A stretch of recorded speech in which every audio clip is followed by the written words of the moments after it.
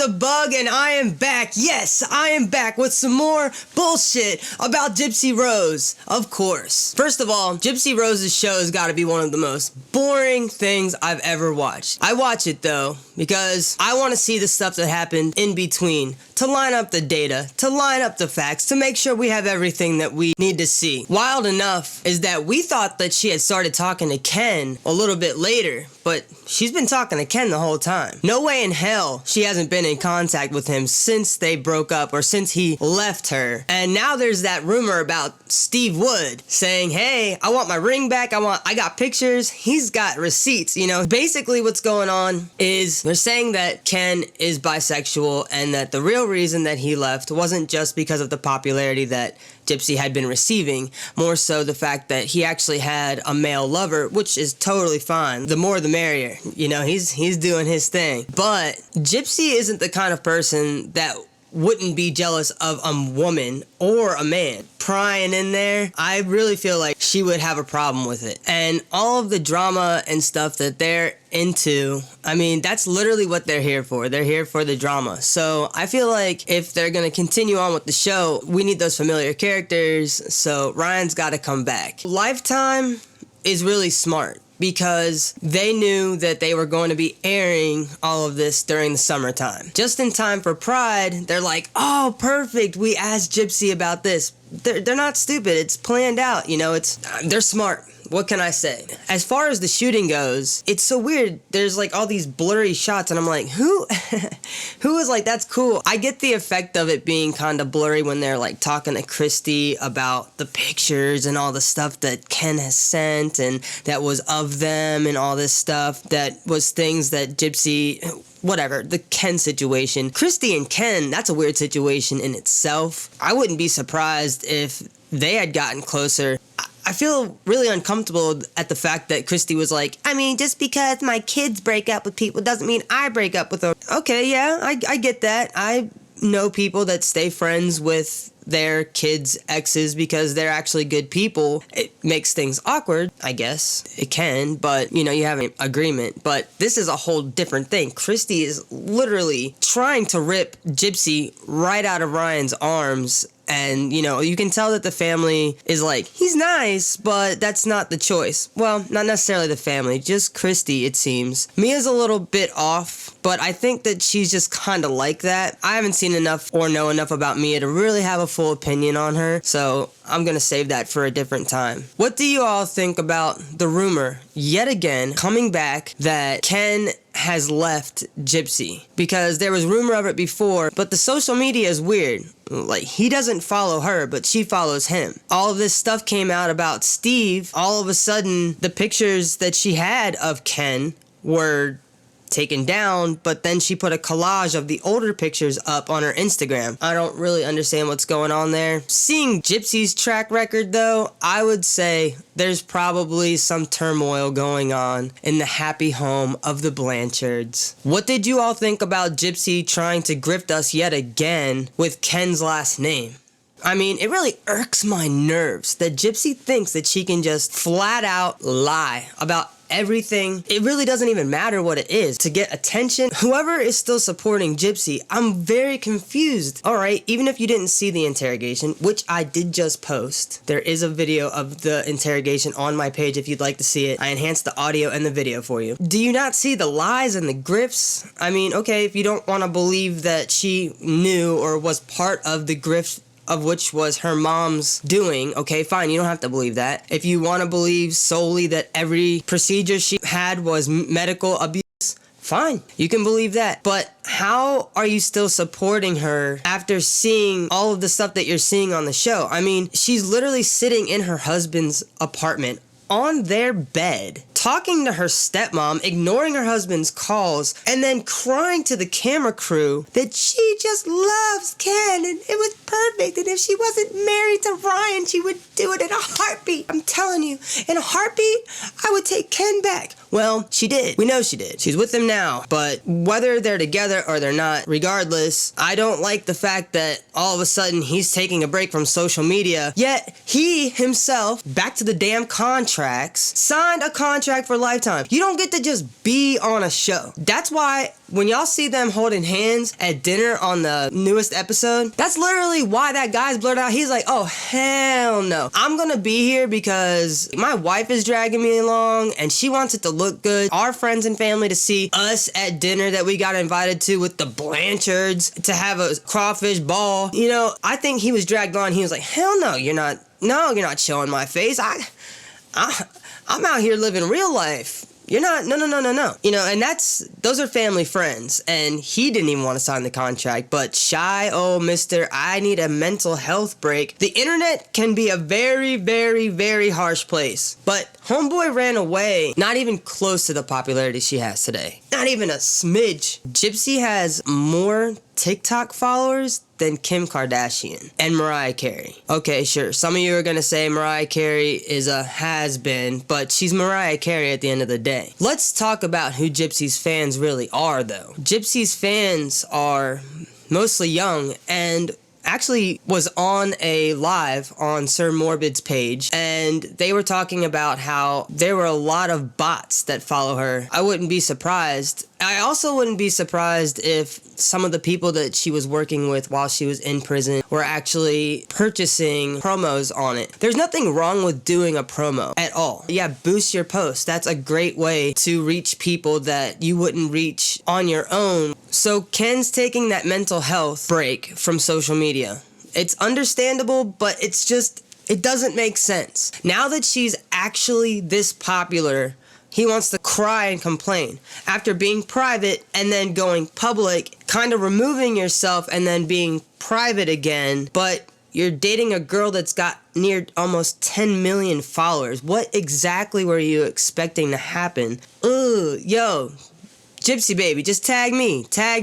Okay, so as I was saying, it's just strange that Ken is acting as if he didn't realize that he would be getting positive and negative feedback. It's the internet. Where have you been? Certainly not in prison for 10 years, but hey, I mean, maybe you stayed under a rock that whole time as well. Lifetime decided that they were gonna post the shit about her sexuality during June. They literally could have waited a couple weeks and aired that information, but no, they had to do it. I mean, they're really smart.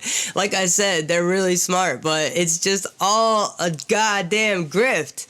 All of it. I mean, I get it. Lifetime's got to get their numbers. They got to get their views. They got to get all the stuff that they need. I mean, they're Lifetime, though. They're going to get it regardless. Whether it's a crappy movie about a student with a crush on a teacher, or, that story over and over, or some wife or husband cheating on one or the other. Precisely that. Lifetime does air a lot of things that is based around adultery, if you haven't actually noticed. So this Gypsy Rose thing fits in perfectly because we're literally watching her, not that it's fully illegal or like it's 1940 or something. I don't know. I mean, she found out she was eligible for parole officially a couple years prior to getting out. She married Ryan a couple years prior to getting out. I don't know if there's any correlation, but seems strange. And then the family is warning her, no, don't do it.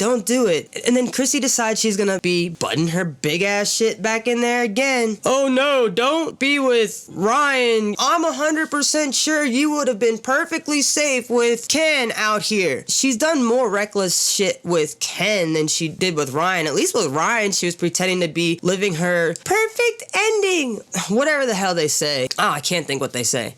If I do think of it, I'll say it later. Anyway, I just really don't understand Gypsy at all. I don't understand Christy at all. But what I do understand is that they are just loving the grift. Loving it. I'm loving it. Now, I do not like how they consistently stay on bullying people. Kate Marie has left social media again. Now look, it seems that she teases leaving and then leaves and then comes back and then leaves and then comes back. I mean, whatever, that's neither here nor there. But the fact that she's being bullied by Christy, by Gypsy, and whatever posse they have, I mean, calling someone peg leg, anything along that. But it's literally only Christy, her followers, that are doing it. So the fact that you want to try and deny things, I mean, there's receipts, there's creators, and there's people literally taking screenshots and video recordings and screen recordings and sending them to content creators that can get it out to a bigger platform. I mean, you can't hide. I don't know what exactly is going on in your minds. I mean, if you guys want to be cyberbullies, sure, go ahead with that. But I don't know. I've known that bullying and cyberbullying can be turned into some crimes. I don't think it's okay. I feel like that's borderline. I would need to see her full paperwork. You know, once again, the fact that she's on social media still is strange, considering how much social media had to do with communication at the very least. You guys want to know something really saddening? Gypsy's fucking birthday is 2 days after mine. Come on! I mean, at least she didn't land on my birthday. At least she didn't do that. Ugh. 2 days, man. I can't even have a good weekend because you know shit's gonna be popping off and the tea's gonna be piping as always because it stays piping. So nobody has seemed to mention this. I have really noticed that in the show, somebody is writing just the absolute most like cheesiest, corniest lines for Gypsy to say on the commentary that she puts over it. She said, "The color palette of life is bright and beautiful," or something like that. And I was just like, there's no way that she really just said that. It just blows my mind how cheesy they are really trying to make this. Why do you all think that there are so many supporters of Gypsy?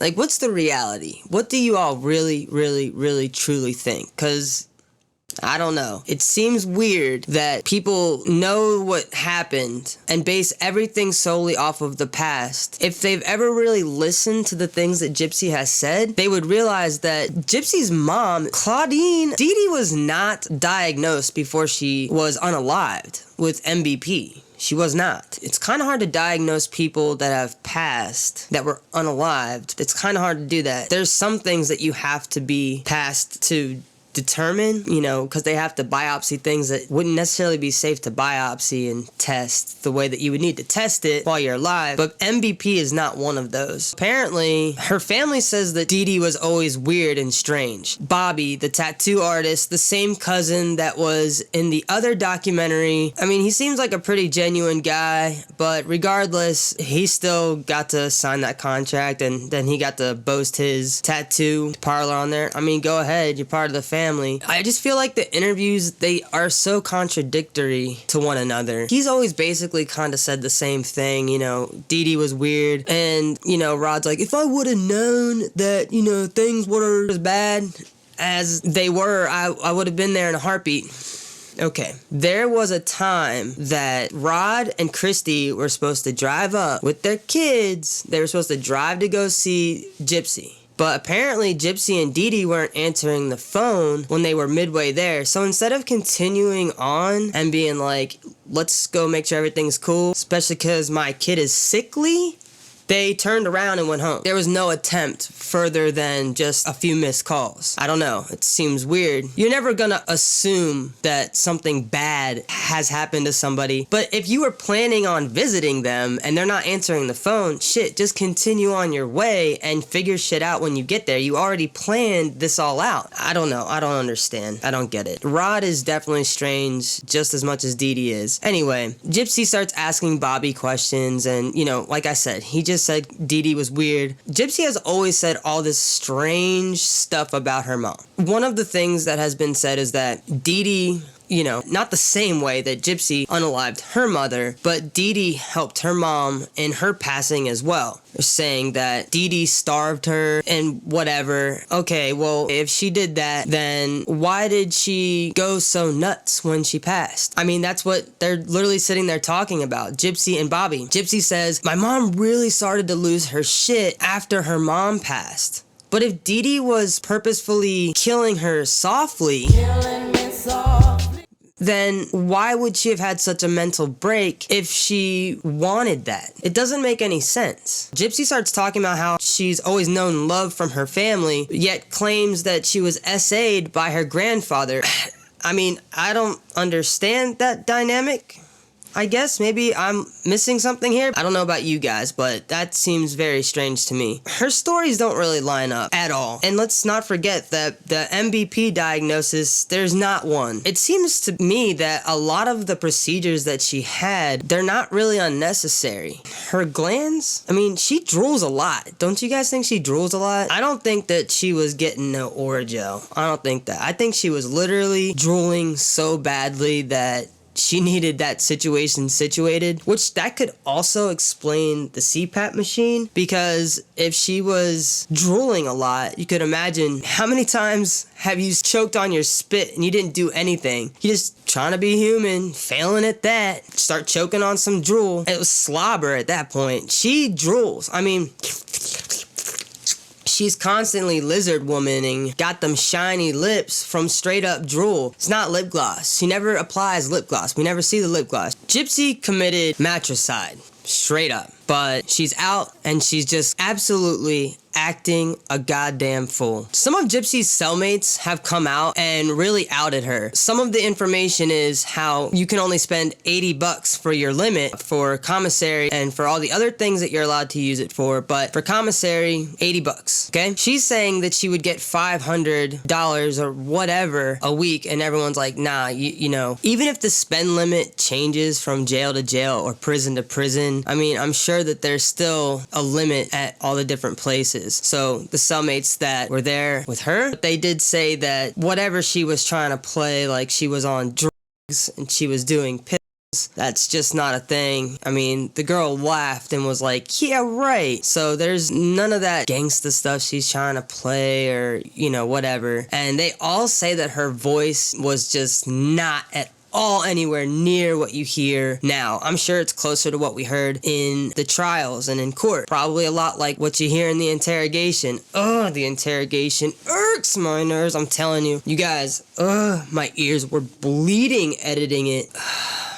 But I'm gonna do Nick's as well. Look for that. Also, she was not a kingpin by any means. She was definitely the popper. If anything, it was worse and less. She was hanging out with the chomos. A chomo is a person that we don't like to hang out with inside or outside. They are the worst. Gypsy, you're always over here talking about that 10-foot pole, but the people you were hanging out with, I wouldn't want them to touch me with a 99.5-foot pole, and I certainly wouldn't go anywhere near them. So if you want to say that you were getting down and dirty with the girls, you know, gay for the stay, but we know who you were hanging out with, weird. Let me just say that is fucking weird. But okay, whatever floats your boat, whatever. I don't care. Don't touch me. They are the ones that diddly did things, not cool things with underage people, and that's not cool at all. Disgusting, gross. But that's who she was hanging out with. Was it maybe because she likes to have that childlike demeanor? I mean, she does say in the interrogation, I just love children. Okay, yeah, but you also told a special needs kid that you wanted to push their eyes back into the back of their skull.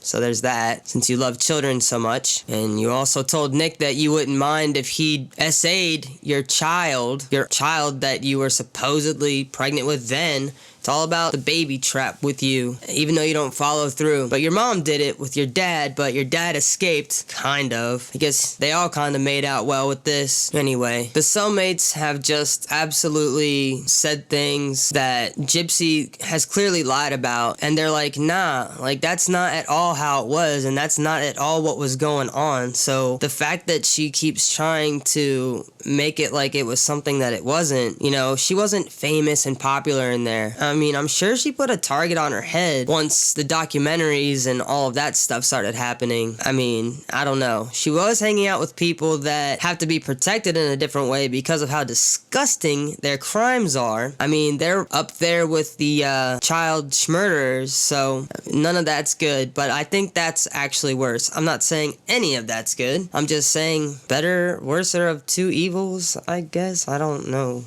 It's not good. But I think we've all come to agree that Gypsy should not be glorified the way she is. At the end of the day, she is a convicted schmurderer. She schmurdered her own mother. I don't care what your mother did to you. I don't care what anybody did to you. I don't think that you should be able to commit that crime, go to prison for not even really that long if you think about it, compared to other people that are doing life. Gypsy, who's doing life? You got off easy. Oh, only because it's second degree, it's not as big of a deal? I don't know. I think that I don't know what happened. This is how you can tell the justice system just fails. Because Gypsy's out and she's being glorified. I mean, look, true crime is awesome. You know, Gacy, Jim Jones, Jeffrey Dahmer, people do and say weird things. Obviously, these gentlemen aren't still here, but Chris Watts, he gets letters from women that are like, oh my God, yes, even though we know what he did. You know, it's just so wild. And I just think that, you know, Gypsy being able to profit off of all of it, there's people saying, oh, she's not profiting off of the crime, she's profiting off of the book and all this and that. I haven't read the books, but I'm pretty sure that there's a good portion of all of the stuff, because we know the documentaries have them. She's just literally making her mom's character wild. I'm not saying that Dee Dee didn't have issues and problems of her own. Yeah, hell yeah, she did. They're trying to make sure that they're solely demonizing her so that what Gypsy did is looked at from a different light so that we can accept her on a different level. Like I said, Gypsy, we were all going for you when you got out, but then you opened your fucking mouth and now I'm just like, I can't do this shit anymore. I don't know. For all the content creators that are out there and all of you guys that have followed, good. Let's keep going with all that. Send your favorite creators information that you find. We like to cover things like that. I like to cover things like that. I like to see all the information. The receipts are great because everything is taken down and deleted, and it's like you're not living in the generation that you may think you have. We're not rewinding our message machine and on the little tape. You guys remember that? And just recording over it. It's not like that anymore. There's things that are in systems that you don't even know about. Ring the bell wherever it may be. Don't forget to like, follow, share, and subscribe. Definitely hit that subscribe button. You guys are awesome. Thank you so much for having me. I am WhatDaBuG. You know, I never know what's going on. That's not true. I know exactly what's going on. Well, have a good day, a good night, or a good evening. I don't know what you're doing.